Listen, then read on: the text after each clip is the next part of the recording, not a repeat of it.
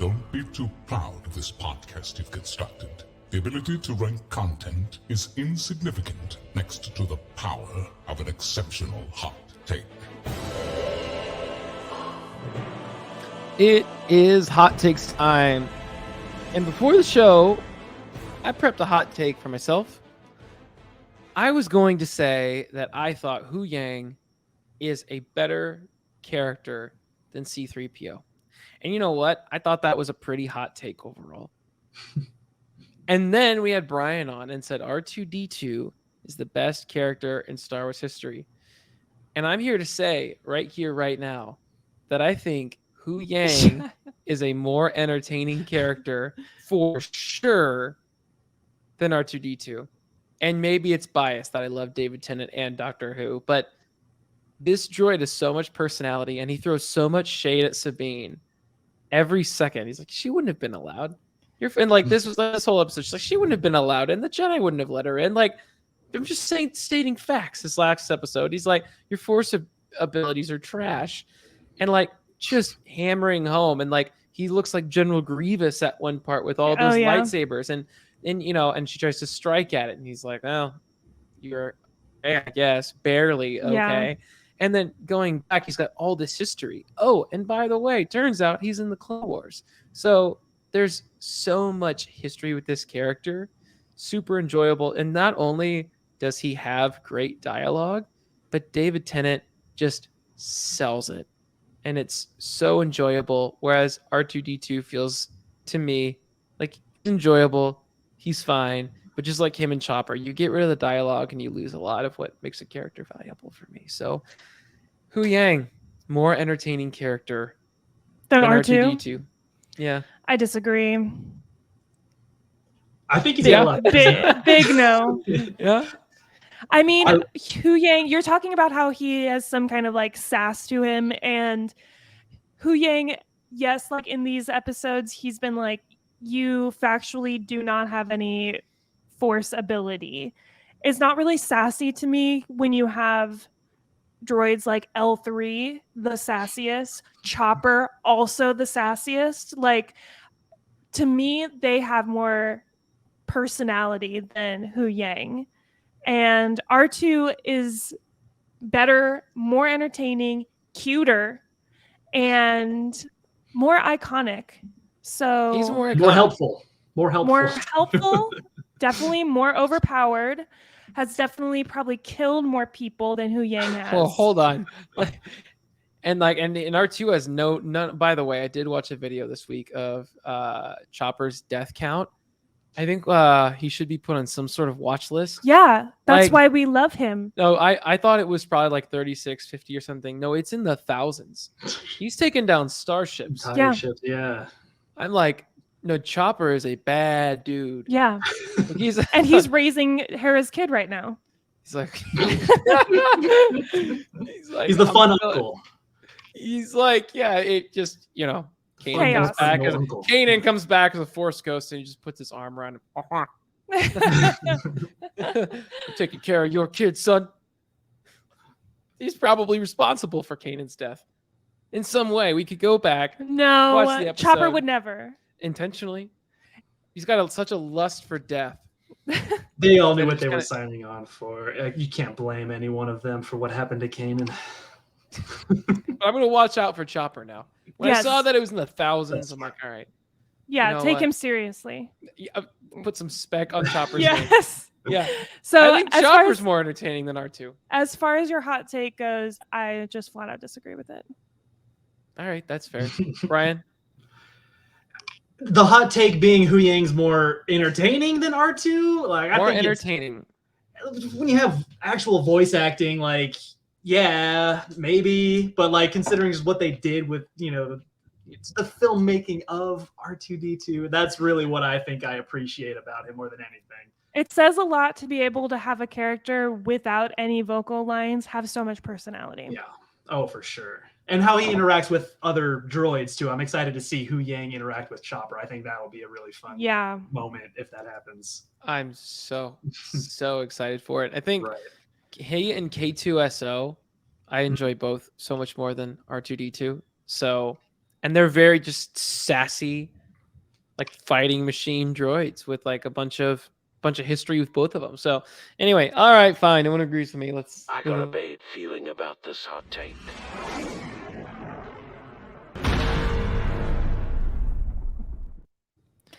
All right, Amanda, what do you got? Okay, my hot take, and I'm sorry, I'm not usually usually someone to come for their upbringing of a child. Wow. Wow, we're already on to a hot start. But I'm trying to make a hot take that is going to work here. But the fact that Jacen Syndulla desires and wants to be a Jedi when he grows up means that Hera has done nothing to prepare this child for the realistic life of a Jedi, which means he's going to die. If you become a Jedi, you're just like, it's like saying Ahsoka is no Jedi. She's basically a Jedi now. Yes, she is basically a Jedi. But Jacen being like, I want to be a Jedi. Honey, your dad died and he was a Jedi, and every other Jedi died because it's too dangerous. A protective mother would be like, no, you just want to work like at like an insurance company, and just make good enough money, don't bother anybody, all that kind of stuff. Especially when the trauma of like all of the loss that Hera has seen and all of her involvement in the war. And Lil Jacen's like, I also want to go out to war and probably die.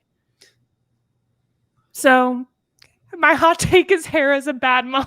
Oh my gosh. I was waiting for you to say it. That, look, I can't speak to Hera's motherly instincts. Is it a hot take? Well, it's a hot take. Okay, thank you. That's what I was going for. Very little screen time with Jacen. Probably like a few seconds in Rebels, and she trusts Chopper to raise him. Someone call CPS. She said he's on the ship. We don't know how long. She's like he's somewhere on the ship with Chopper. Who knows where they could be? Yeah, well, clearly she cares about. Maybe she just sees it as valid. She cares about her calls with the Senate. Yeah. Instead of where her kid is. She is always on the phone. She is always on the hologram. I don't think you think what you're saying. Stop. I don't think you believe it. Don't Uno reverse me like that. Tell me if it's a hot take or not. Why are you blushing so hard? Because you don't believe it.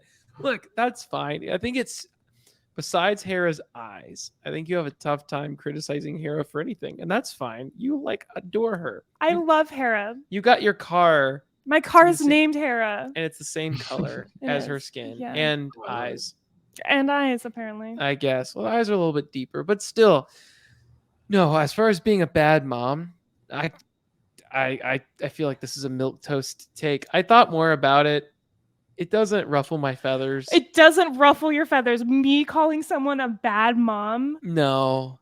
I wouldn't even call an actual bad mom a bad mom in real life. See, that's how I know you're lying about her. No. Look. Dang it. Okay, fine. There's not a lot to go off of here. What we're saying is there's a few seconds, and yeah, right now there's the ship. And as far as him wanting to be a Jedi and follow, she loved Kanan. And you know what? Kanan knew the risks. And you're saying, oh, you're gonna you're only here for so long. You're gonna die for something bigger than yourself. Go for it. Which I would argue that's a better way to be. Help your kids, encourage them to live for something that matters instead of sheltering them, hovering them over them, and protecting them from the world, and not setting them up to be adults. Instead, she's just go out with Choppa, have a great time. I don't know why I think Aussies are bad parents. I don't know why I dove into that accent, but all I'm saying is Aussies are not bad parents, and neither is Hera. So, Bryan, what do you think? I am really excited to see more of Hera and Jacen interact, and I think Jacen's name alone definitely implies that his Jedi path is gonna go the wrong direction. Yeah, I was wondering if we were going to talk about that. Jacen solo action. Yeah, or if Ezra comes back and wants to train him, and maybe he becomes the Jedi that Ben Solo never got to be. Maybe the script changes and he actually does be a good boy. All I was thinking when he's like, I want to be a Jedi. I was Like, kind of "Aunt hoping Sabine." I was kind of hoping they would do a hard cutaway to Luke putting his hand on R2 with the flames. It's like I would have paid for that cutaway. Oh, no. Family Guy, just Family Guy it. Back. Yeah. I want to be a Jedi. Yeah. No, you don't. Well, that's how Jacen goes. Like Yeah. that's why we don't bring him back later. Now you know that kid's gonna be in the Rey movie with Baby Yoda, and Mhm. I was like, you know it's coming. So, nope. I say milk toast. What about you, Bryan? Are your feathers ruffled, or is this just milk toast take? It's really hard to ruffle my feathers. So I would say that I with what we got, yeah, I would say I agree with that take. All right. Sorry, Amanda. You fool! Your take is milk toast. All right, Bryan. Do you have a hot take for the show? It doesn't have to be about this episode. Just anything in general about Star Wars. And if you love Star Wars, I'm sure you have one take that's controversial. Yeah, I mean, I think as broad as I can get, Disney needs to stop listening to the fans because we don't know what we want. But for a more specific take, I think Sabine's intro was by far the best scene of this show so far, but it is stolen almost beat for beat from JJ's Star Trek. If you see Captain Kirk's intro when he's a kid, he's running from the cops, and they got BC playing in the background. And I think it almost hints, and it kind of goes along with his theory that Ahsoka is building towards, or it's supposed to be what Episode 7 should have been, like, and that's what I don't want. Is I don't want any alternate universe, anything. I just let the sequels be the sequels, tie them in together, appreciate what their flaws and their strengths. But overall, like, listen to the creators and the directors and the writers more so than what the fans want, because we all want different things. Yeah.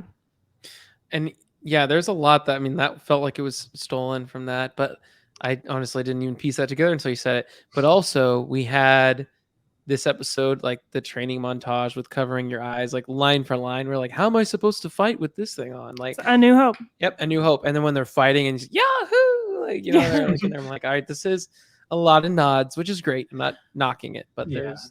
And also, like, there were parallels from Ahsoka's observation about Sabine's training that Kanan had made the exact same ones, where he was like, she's just too Mandalorian, she's too stubborn, like the Force resides in all of us, like she just needs to like open herself up to it. So a lot of that, it's nice to see that repetition in it. But for the hot take, repeat it again. You weren't listening. Sabine's intro. Yeah. So she was saying that he was talking. He just mentioned Sabine's intro being that, but he was saying they need to stop listening to the fans and tell a good story, which I already know you agree with. Yeah. I mean, being like a Last Jedi. Is that a hot take though? I you know what? Depends on the fans you're I would say That's true. I would say that would ruffle a lot of folks' feathers. Yeah. The Last Jedi ruffled everyone's feathers, and it made did. Disney completely shift directions. So I'm going to agree with you, Bryan. I also agree with you. I wish we could almost have like a sequestered writer's room that like has no contact with the outside world or outside opinion, and then see just like what Star Wars like story they can come out You with. get Andor. That's what you get. Is you get Andor. Yes, and Andor was awesome. So do more of that. I agree. Do more of that, Nathan Fielder. We'd appreciate it. Well, with that, have Nathan Fielder do Star Wars. Have Nathan Fielder do Star Wars. I would pay to see it. I would pay to see it. Now he could do a droid story. I would love to see a sitcom or some kind of parodies. Yes, based on the battle droids, in the Clone Wars. I think that Nathan Fielder would be perfect for that role. Yes, I would love it. Now, all right, Bryan. So for folks that are listening to this today and they want to see more about you and Varsity Scooter, I know you do streams of Battlefront 2. So take us through that. How can people follow you? Yeah, find me on Twitch. I quit Twitter or X or whatever it's called. I quit that a while ago. I don't really do the whole social media thing. I tried to start my own podcast and stuff, but now I just stream intermittently every 6 months or so. So the best way to find me is on twitch.tv/varsity_scooter. Awesome. Now, what you stuck with Battlefront 2, that video game. Now, I talked about it in the beginning. Why did you stick with it? I did myself as well until my PlayStation died. Mhm. But what is it about this sequel to that most people don't? But again, they gave up on. Didn't have the greatest launch. I know why I love it, but why do you love it and still play it? That's actually a tough question. I really don't even know myself. I'm just kind of addicted to it. Yeah. But it is by far the most immersive Star Wars experience, except maybe like going to Galaxy's Edge. But it is. I play it like a role playing game. I am a battle droid on the field, just running around corners and headshotting people with a sniper, no scope. Just doing cool stuff as a soldier on the battlefield is what I've always loved doing in the old ones since I was 6 years old, and it just hasn't gotten old yet. And yeah, and you're doing that. And you also mentioned to me you don't play as the heroes.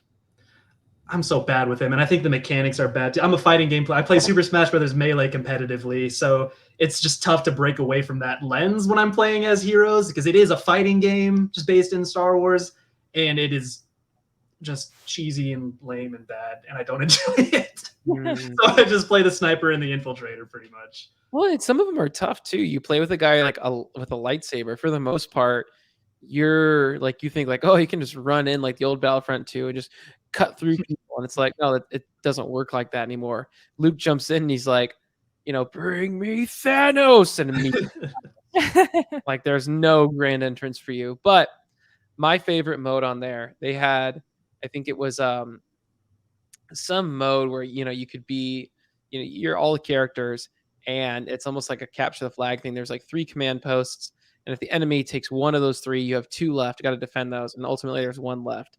They had this one like arcade mode with like where you got to be, I would level up, get Darth Vader, and it was the most fun mode of any Star Wars video game in the world for me. When all of the enemy forces had to funnel because they were spawning in Jabba's palace, and they're coming out through that garage door that opens.